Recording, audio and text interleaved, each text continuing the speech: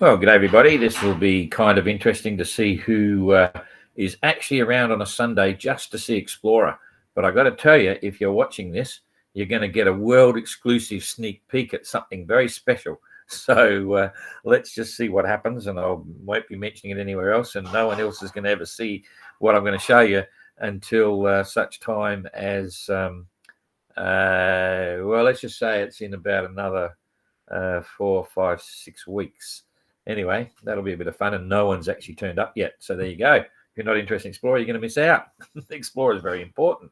It's the last boat in the fleet, and they are actually coming. So stand by after this, which will be very short, and you'll get to see something quite special, quite unique. We've got 2 people there. That's cool. All right. Well, you're going to get something super duper shortly, and it'll set the troops talking, and let's see what happens. Anyway, so straight to Explorer. They're trundling along. Oh, what's been happening here? Crikeys. This is party mode. You know, one of the real classics about the OGR is everyone's living a very obscure life. It's not real. You know, when you've got a couple of hundred sailors on 14 boats sailing around the world, facing challenges which are unbelievable, and living in cramped quarters for 6 weeks at a time. When you hit shore, if you've got hair, you just want to let it go, you know. And so there's been some epic parties and some real interesting social interactions and emotions up and down and all over the place. And it's still ongoing. I mean, there's only a couple of boats left here, and I'll let you work it out. We had a great dinner. You know, there was a big team dinner at the Island Yacht Club with Translated 9, which was really nice, about 35 people or something. And Claire Francis turned up as well, which was really cool. She's quite amazing. You know, I remember her Whitbreads really well because it was unique, and I always remember she was such a short little lady back then, and you know, I've never seen her in person at all. Saw her for the first time at the start here in Southampton, and then she came to meet Translated when they turned up, and I missed her then, but we caught up at the dinner, and I introduced myself, and she's just great, you know, and it's quite amazing to have her reliving her experiences from 47 years ago or something, and through the OGR, and then us being able to interact with her, you know, through this whole celebration. Meeting the vets has been really cool. So a very special part of what's going on. But anyway, and then there were some other parties, and the parties continued. And they're still continuing last night, not here, but in other parts of the general geography. And now we're actually out of here. We've got to head back to France. So we leave here in an hour or so, and we'll be back in Les Sables d'Olonne tomorrow afternoon, working from there. And then basically everyone's gone. Translated leave tomorrow on Monday over to Yarmouth and slip the boat, take the masts out, do extra work on the boat, get it prepped. It's for sale. Translated 9 is absolutely for sale. Mark and I had a couple of discussions about that. I went on the boat and we had a meeting. So because there's quite a few boats in the OGR that are for sale. And we're first contact for many people and just asking around. We're not brokers. We don't get commissions. You know, we're just helping the entrants. So we've got a full understanding of what's happening with Translated 9, and it's an interesting story. Amazing boat. The IRC rating is really cool. It isn't a production boat rating at the moment, but the situation there is it's the equivalent of an endorsed rating. In other words, Marco and their team got a specialist guy to optimize all issues associated with their rating. And he's the guy that would normally be the measurer. They did everything as an endorsed IRC rating. And the only thing they didn't do, because they had to take off really quickly, is the weight. So it's not an endorsed weight. So therefore they had a production boat certificate. But the way it was explained to me with everything that's happening, the weight's going to be spot on when they do an endorsed weight. So whoever buys the boat is going to pick up a very interesting IRC rating on the boat. 2 full sets of sails. There's all the sails there ready to do the race again. 3 masts. They've got the original Swan mast, which was replaced for a new set for the race, and then they had a slight problem with the main mast. And you may remember they swapped it over in Cape Town for a new Sparcraft mast. So there's actually 3 rigs, 2 sets of sails, and they're repairing the boat and servicing the boat as if it's getting ready to go again in the next 2027 race before they hand it over to anyone should should someone come to buy it. And so, you look at the money they spent versus the money they're selling for, it's quite interesting if someone wants to try and win the race. And in a known boat that's pretty good, that's going to have all the repairs done, so it'll be back to as good as it was when it set out, in fact better. So that's an interesting story as well. But yeah, party mode, everyone's back in the real world. People are thinking about work and where they're going to be and what they're going to do. And it's quite interesting. And for us too, it's hard to believe for Jane and I, it's nearly all over. And we think, crikey, we've still got a lot to do with the film and all the vision that we've captured and all the entrants have captured. So it'll be ongoing, and then we move on to our next events as well. But basically, the OGR doesn't stop. Same as the Golden Globe race. We're actively got things happening there in the months ahead. But the new one is the Mini Globe race. So, and the plan for tracker updates now is that it's only Explorer coming in. So we'll probably do. We missed our every other day cycle with Translated being here and a few other bits. Having a bit of fun. But now we'll probably come up with Explorer every couple of days, and we'll see how the approach goes. We've got a few things happening back in France, and I'm not sure. We're sort of all over the place with a lot of different things. So I'm hoping we can come back, but I'm not sure we may not be able to get here for Explorer, which is kind of ironic. But we've got the other team, other team members here that'll meet them and do all the bits and pieces. So that's cool. Anyway, let's get on to Explorer, and then I'll show you we've got more people there now. You didn't hear the opening. You're going to get a sneak peek at something that's a world first at the end. And in fact, I'm not even going to say anything. You'll see a picture of something, and it might start people talking if you can work out what it is. But it's quite a classic, and I'm doing that because you're the diehards. You're the ones that even come to have a look for Explorer. So there you go. All right, let's have a look here. So it's all very simple. Won't take long. We just go to the tracker, and surprise, surprise, you're on the tracker, I'm on the tracker. Is she moving? Oh, it hasn't rolled over. Why hasn't the position rolled over? Oh, no, it's right. Yeah, it's 10 o'clock. So that's current position, 9 o'clock. That came up at 9.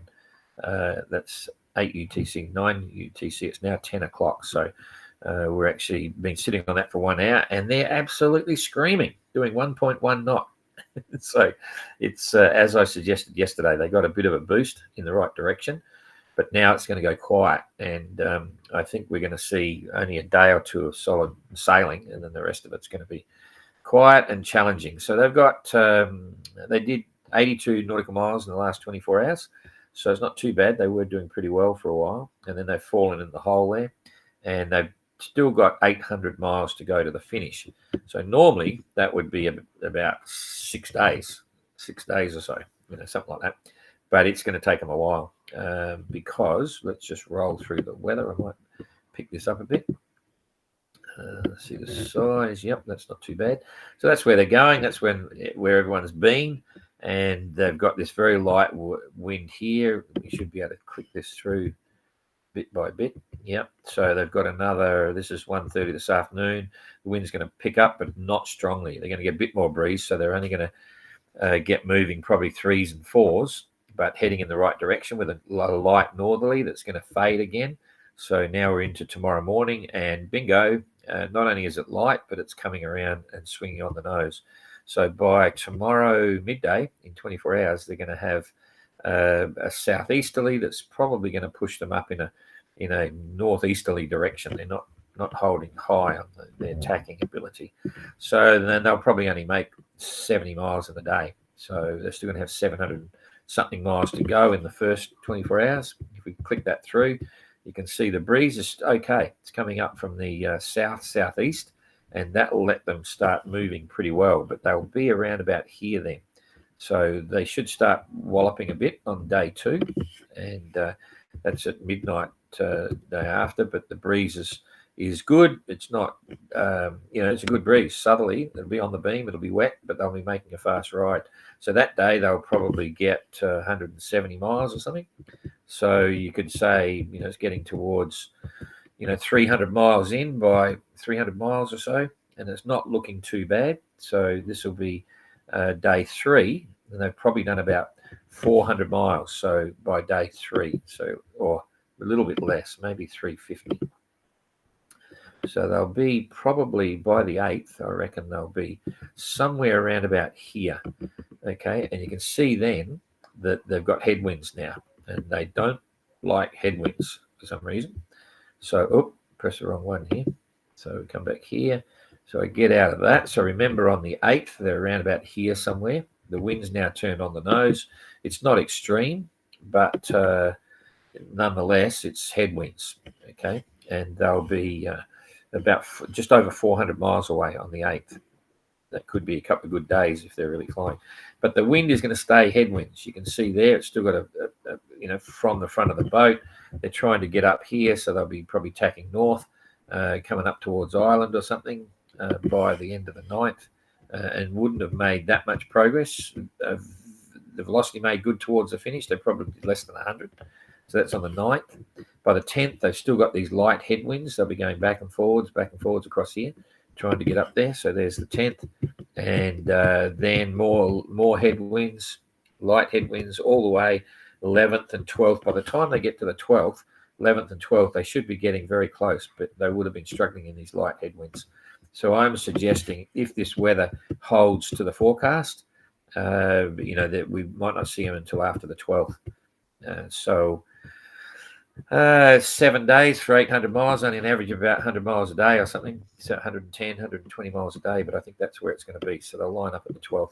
That's part of the reason we've got to go back, because we had booked here till the 9th, thinking they would get here, but they're not. And then we've got some serious commitments on a couple of days after that. So if we were to stay around and they got here on the 12th, we wouldn't have time to get back. And so we're on our way. And that's how it works. So that's pretty much all I can show you there on that one. I'll come back now to here we are. Come back now to me here. Happy Easter to those that celebrate Easter this weekend as well. I know some people in other parts of the world do. And it's a bank holiday here for Labor Day, May the 1st. They've got, not today, tomorrow. Tomorrow's a big holiday here, so it's a long weekend. And we've got some sailors, Ayrton Biscardi's GGR and MGR sailor doing the Transat today. The Ostar and the old Ostar and Two Star. That's happening out of Plymouth today. They start today and they're on their way across the Atlantic. So and Guy Debord's there. Some people might remember him. Lost his boat in the GGR, but he'll probably be back in 26. And we've got another GGR entrant there as well. I forget. Anyway, but they're off around the Atlantic. So now, before I sign off, I'll have a look at the questions here. So I'm just going to give you a flash of in fact, I'll show you now. So I'm not going to say what it is, but you're about to see something very special. Okay, so stand by and I'll leave it up for about 5 seconds. Long enough? 1, 2, 3, 4, 5. 5 seconds. So you ready? Here it comes. Watch for it.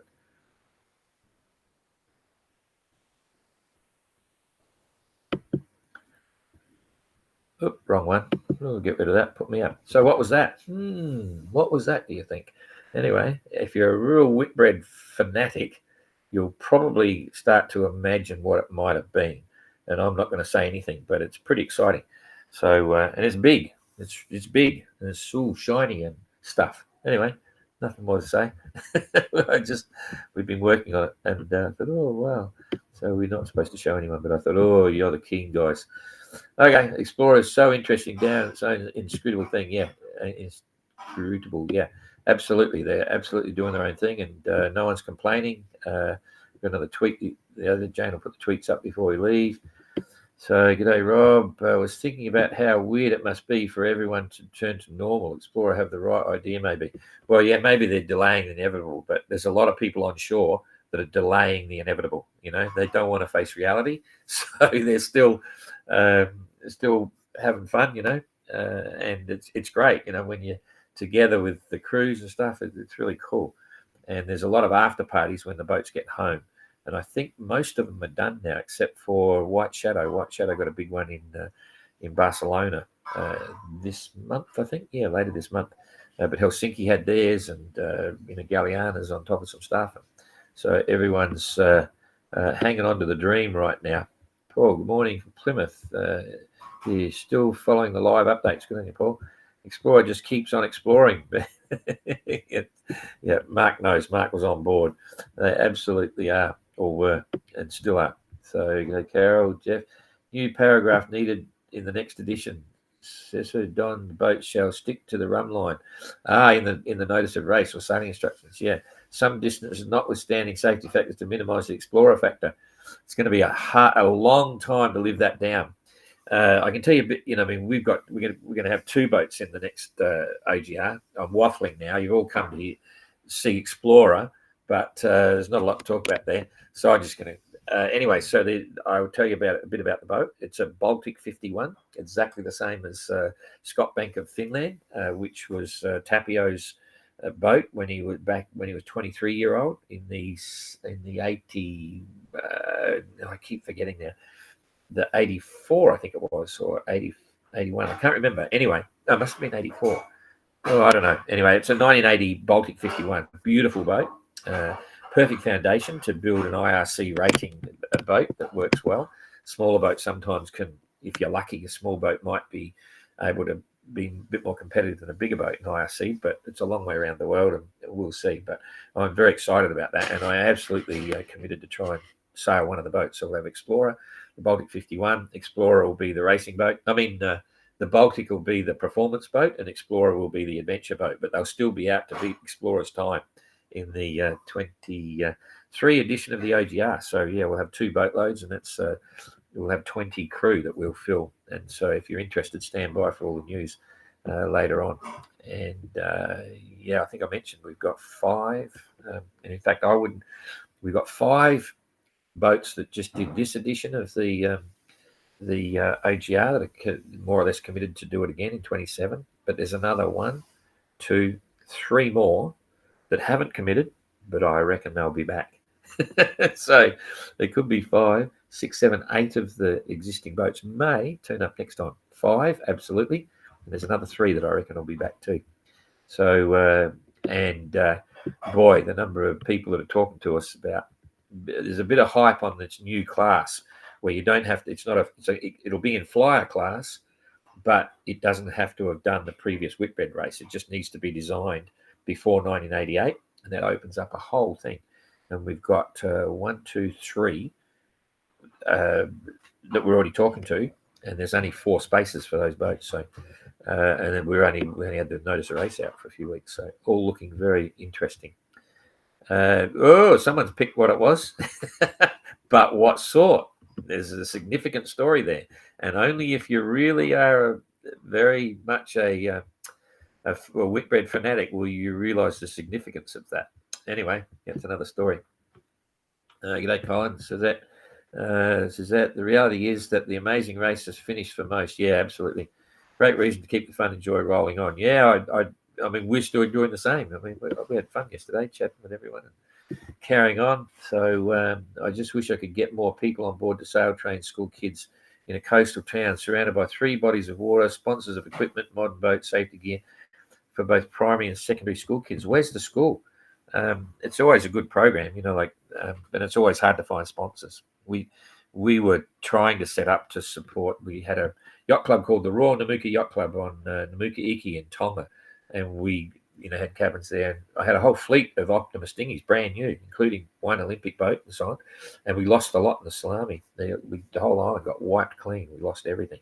So we were quite keen to try and train the locals in Tonga into sailing and get them going. But anyway, that's another story. Sponsors is always a challenge. Neptune, right, yeah, Marco went there.